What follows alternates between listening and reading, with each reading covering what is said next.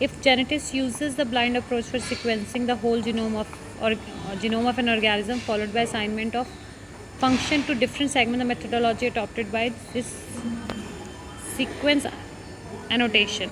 तो इसका आंसर है आपके पास sequence annotation. ठीक है.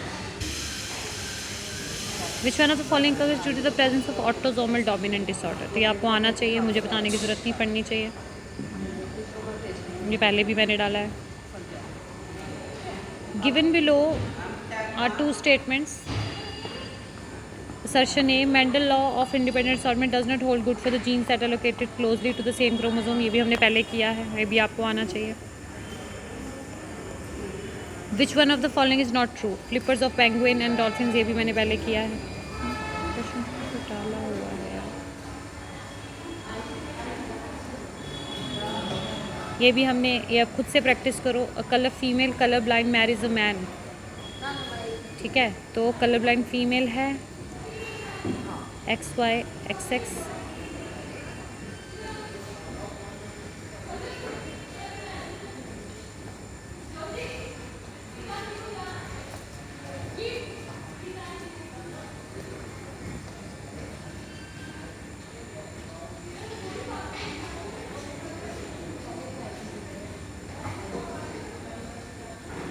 बताओ आंसर, खुद से बताओ कितना परसेंटेज होगा, प्रोजेनी कितनी परसेंटेज कलर ब्लाइंड होगी.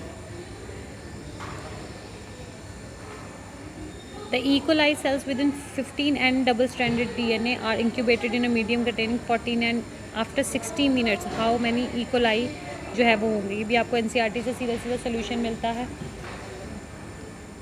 इसका आंसर है 60 सेल. ये आपको दिखेगा सेमी कंजर्वेटिव मोड ऑफ, खोलो वहाँ पे, मोड ऑफ एक्सपेरिमेंट है जो, उसमें आपको ये आंसर मिलेगा. Habitat loss of and fragmentation और exploitation alien species invasion coexistence is biodiversity loss. In a population of 1000 individual 360 belong to genotype AA. 360. AA 480. AA is 160. On this data the frequency of allele A in the population कितनी होगी. तो हम क्या use करते हैं, p² plus p plus q, p² plus q² plus 2pq, है ना. ये डोमिनेंट होता है, रिसेसिव होता है. तो इसका आंसर आपको यहाँ से निकालना है. देखो हार्डी-पिंबर प्रिंसिपल जो है, ठीक है, p² plus q² plus 2pq is equal to 1, ऐसे ही जाता है. यहाँ पे here p represents the frequency of a, जो बड़ा a है उसकी फ्रिक्वेंसी पे p लगाएंगे. छोटा q छोटा a आएगा. So p2 represents the frequency of homozygous dominant a. q² ये वाला आएगा. 2pq a. According to the question 1000 individuals out of 360 belongs to a. तो हमें a के बारे में पता करना है ना. तो हमारे पास क्या आएगा, तो कितना आया 360 डिवाइडेड बाय 1000. तो हमारे पास आंसर आ जाएगा 0.6. समझे मेरी बात. हम यहाँ पे ए इंडिविजुअल का निकालने को बोला है, तो हमने उसके हिसाब से आंसर ध्यान दिया. मैथमेटिक्स है थोड़ा सा, ठीक है.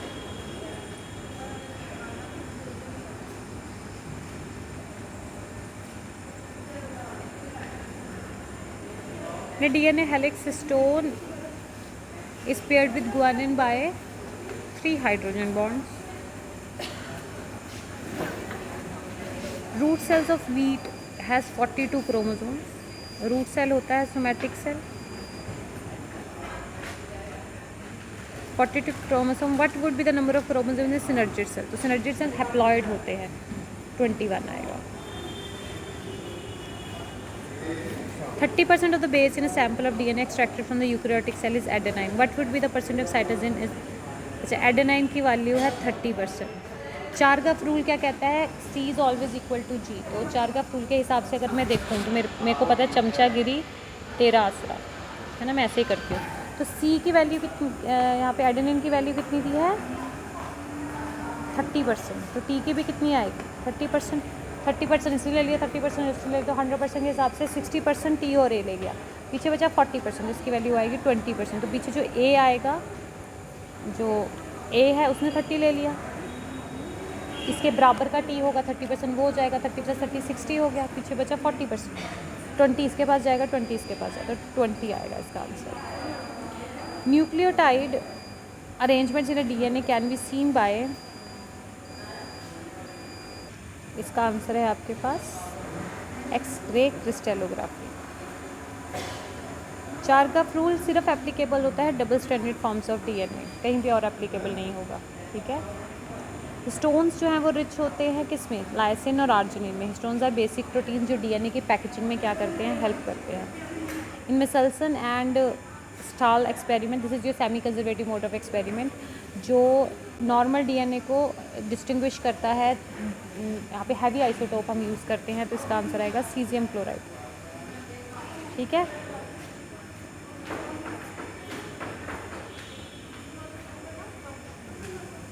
Frame shift mutation occurs when base is deleted और एडेड, मतलब मैंने लिखा है a cat Yeats rat,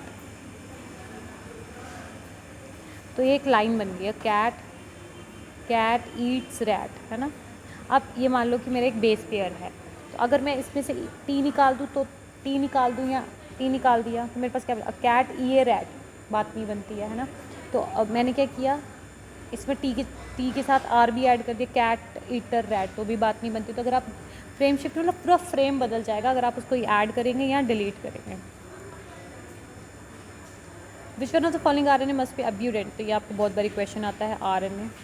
In sea urchin, DNA which is double stranded, 70% of base were shown to be cytosine. The percentage of other three bases are shown to be cytosine. The percentage of other three bases expected to be present in DNA are, वही है, same question है। आपको उन्होंने साइटोजिन की value 17% बताई है, सी की value 17 बताई, तो इसकी भी 17 होगी, 34, पीछे जितना बचा।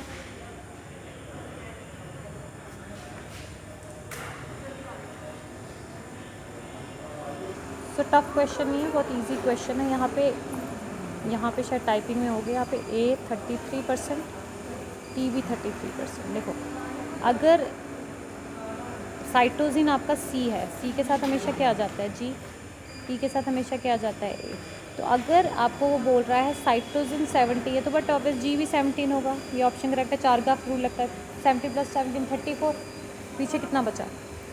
34%, पीछे आप उसको डिवाइड करके देखो कितना बचा, तो उसके हिसाब से जो बचेगा वो हिस्सा आपको कैलकुलेट करो और आंसर लिखो। मैंने आपको बताया चारगाफ रूल लगता है, अगर C 17% है तो G भी 17 होगा। 17 और 17 कितना होता है? 7 7 14 4 1, 34% इनके पास है, तो 100 - 34, 10 में से 4 गए, 66 का 2 कर लो, 33% आएगा आंसर, ये आंसर आना चाहिए। चारगाफ रूल लगेगा। क्वेश्चन बहुत बड़ा दिया है, इतना मुश्किल है नहीं, जितना C होगा उतना G होगा। C अगर 17 है तो G भी 17 होगा, तो दोनों की वैल्यू C + G की आ गई आपके पास 34, तो पीछे जो बचेगा उसको आपको दो हिस्सों में डिवाइड करना है। The total number of nitrogenous bases in human genome estimated to be as per NCERT 3.1 million species. Suppose evolution on Earth had occurred in such a way that there are 96 amino acids instead of 20. DNA has 12 different types of bases and DNA synthesis occurs in same way as today. The minimum basis for DNA codon will be,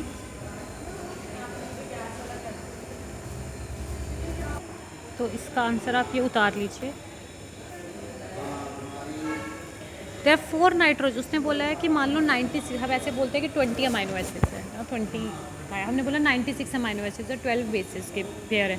there 4 nitrogen bases which are used for the formation of DNA and RNA। 4 nitrogen bases होते हैं, 4 CG,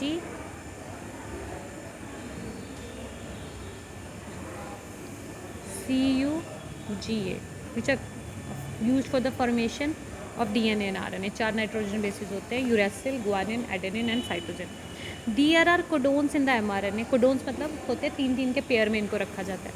there are 3 nucleotides out of 4 bases are arranged in triplets. मतलब हम इनको 3-3 के groups में arrange करते हैं। 4 तरह के नाइट्रोजन बेसिस होते हैं, 3-3 के ग्रुप में हम इनको अरेंज करते हैं। Which will encode for the amino acid. There are 20 amino acid, so 4:3। अगर 20 अमाइनो एसिड है तो हमने क्या लगाया, 4:3, 64। There are 64 codons and which codes for 20 amino acid. तो 60 देखो 4 नाइट्रोजनस बेसिस है, इनको हम 3-3 के पेयर में करते हैं, तो इनको 3 के साथ मल्टीप्लाई करते हैं। अब कहता है अगर आपके पास 12 नाइट्रोजनस बेसिस है, देयर आर 12 नाइट्रोजनस बेसिस। पहले कितने थे, 4 थे, अब कितने बना दिए उन्होंने कि पहले 4 नाइट्रोजन बेसिस, अब उन्होंने ऑप्शन दिया कि अब आपके पास 12 नाइट्रोजन बेसिस हैं which are used for the formation of DNA और आरएनए। और यहाँ पे 12 bases needs to be arrange in triplets. यहाँ पे कितने थे, 3-3 को हमने ट्रिपलेट में करना, 12 को करना है। तो answer would be which will encode for 96 amino acid. So अब हमने यहाँ पे क्या करना है, यहाँ पे हमने 4 को 3-3 में करना था, तो 4 × 4 × 4 कर। यहाँ पे 12 को हमने करना है, तो 12 को 2-2 के हिस्सों में करना, तो 12 × 2 = 144।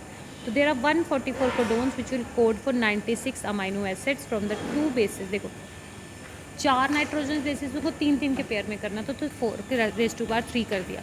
जब यहाँ पर हमारे पास अब उन्होंने बोला है कि अब आपके पास देर आर 12 नाइट्रोजनस बेसिस, अब 12 नाइट्रोजनस बेसिस हैं which are used for the formation of DNA RNA. There are 12 bases needs to be arranged in triplets. तो हमें उन्हें 12 को ट्रिपलेट्स पे बनाना है, तो 12 के ट्रिपलेट्स बनाने हैं। तो उन्होंने बोला है वहाँ पे 4:3 किया था, यहाँ पे आपको 12:2 में बनाना है, तो 2 करना पड़ेगा। तो 144 कोडोन्स लगेंगे विच will code for 96 amino acids from 2 basis in each codon. ठीक है, तो आंसर वुड बी 2। ठीक है,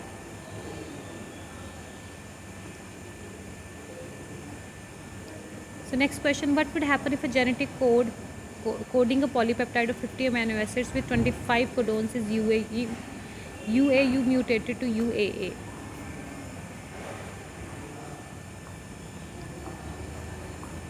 What would happen in a genetic code, a polypeptide of 50 amino acids with 25 codon?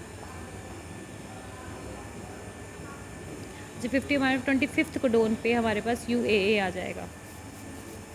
एक कोडोन से, ये मैं इसलिए दे रही हूँ ताकि आप इसको लिख सको। सो आंसर है, क्या क्वेश्चन है कि मतलब,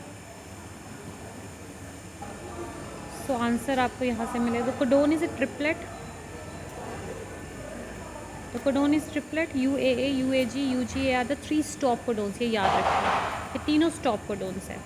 ठीक है, a gene is encoding a polypeptide of 50 amino acid, 50 amino acid की उसने चेन बनानी है।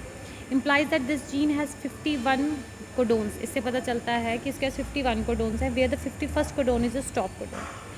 There for a protein of 50 amino acid is encoded if 25th, मतलब कहने का मतलब है उसने 50 अमाइनो एसिड बनाने हैं, तो 51 कोडोन होगा जहाँ पे स्टॉप कोडोन होगा, वो तो हमें पता है। अब कहता है 25th कोडोन क्या हो गया, हाफ पे UAU की जगह UAA आ गया। तो जहाँ पे हाफ पे उसने 25 बनाए होंगे, जैसे 25 बनाए वैसे जो कोडोन था वो चेंज हो गया, UAA हो गया। जैसे UAA हो गया वहाँ पे वो रुक जाएगा, तो मतलब 25वां कोडोन बनेगा ही नहीं, तो 24 कोडोन ही जो है वो बनेंगे। तो आंसर देख लेते हैं। देखो 50 कोडोन की चेन थी, 50 कोडोन मतलब 50 अमाइनो एसिड बनाने हैं, 3 जो है वो एक को बनाते हैं, तो यानी 51 पे 50 बनाने के लिए 50 कोड होंगे और एक कोडोन UAA होगा जो स्टॉप कोडोन होगा। अब वो कहता है जैसे 25th पे पहुंचा तो 24 कोडोन बना दे, जैसे 25th कोडोन पे पहुंचा वहाँ पे UAA आ गया, स्टॉप हो गया, यानी 24 ही बने होंगे, 24 के ऊपर नहीं बने होंगे। ठीक है, ये आएगा। Pollination in water hyacinth and water lilies brought about by insect and water. Coconut water from tender coconut is, I believe, free nuclear endosperm. In the monospermic embryo sac, monosporic होगा यहाँ पे, monosporic embryo sac of flowering plant, the number of nuclei that is surrounded by a cell wall, thus are organized into 8 nuclei.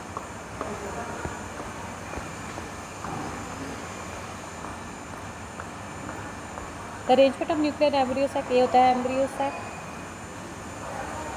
तो 3 ऊपर 3 नीचे 2 बीच में, तो I think ये होगा Perisperm developed from embryo endosperm. Endosperm is a product of double fertilization in flowering plant for the nourishment. Perisperm is the remain of your your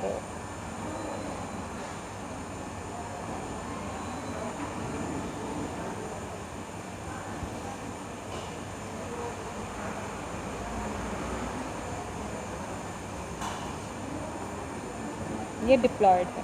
endosperm triploid होता है. Endosperm कैसा होता है? डिप्लॉयड होता है. Perisperm कैसा होता है? वो डिप्लॉयड होता है. Hybrid seeds to be produced every year. Hybrid seeds हम क्यों बनाते हैं? Hybrid plant become sterile in coming year. नहीं. They show heterosis. नहीं.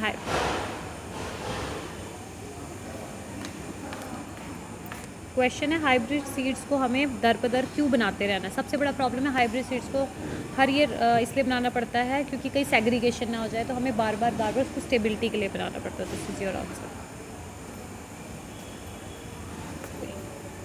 In case of polyembryony if an embryo development from the synergid, कहते हैं अगर पॉलीएम्ब्रियोनी में कोई एम्ब्रियो डेवलप हो रहा है सिनर्जी से, anther from the synergid and anther from the nucellus, then the synergid, anther from the nucellus, then the embryo is, क्या बोल रहा है मैंने क्वेश्चन?